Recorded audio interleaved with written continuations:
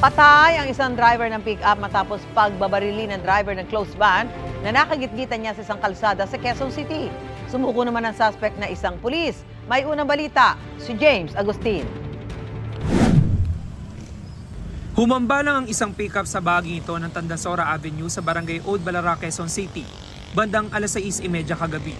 Ang 42 anyos sa lalaking driver ng pick-up, pinagbabaril. Isinugod siya sa ospital pero dineklarang dead on arrival. Nadamay rin sa pumaril ang katabi niyang 51 anyos sa lalaki. Kritikal ang kanyang kondisyon sa ospital ayon sa kaanak. 5 ang sakay ng pick-up na galing sa Antipolo at pauwi na sana sa Marilao, Bulacan. Kwento ng isa sa mga nakaligtas, binabagtas nila ang Tandasora Avenue nang gitgitin umano sila ng isang closed van. Pagkagitgit, yung driver po rin namin nagalit, ginitgit rin niya ng konti. Tapos po, umabanti kami ng konti. Tapos hinarang na po kami. Pagharang po sa amin, bumaba po yung driver. Tapos yung driver po namin, hindi po siya bumaba. Nilapitan na raw sila ng driver ng closed van at doon na nangyari ang paumaril. Sinuntok niya po yung driver namin. May dala na po siya ng baril, sabay pong putok. Hindi po na nakapalag. Inubos na po lahat na halos ng bala.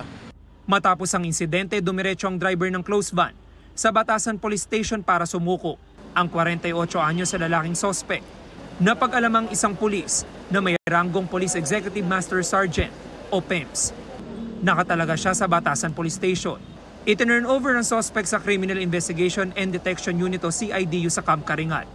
Dapat po makulong. Kaya po ngayon nakakatakot po. Kita po, pulis gagawin yung mga ganon. Parang pumatay lang po siya ng hayop manok Pag baril, sabay lakad lang, tas sakay, tas alis. Ganun lang po yung nangyari. Na-recover ng SOCOM 7 basyon ng bala sa pinangyarihan ng pamamaril. Sinusubukan pa namin makuha ang panig ng suspect at ng Quezon City Police District. Ito ang unang balita.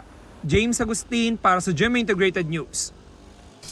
Gusto mo bang mauna sa mga balita? Mag-subscribe na sa GMA Integrated News sa YouTube at tumutok sa unang balita.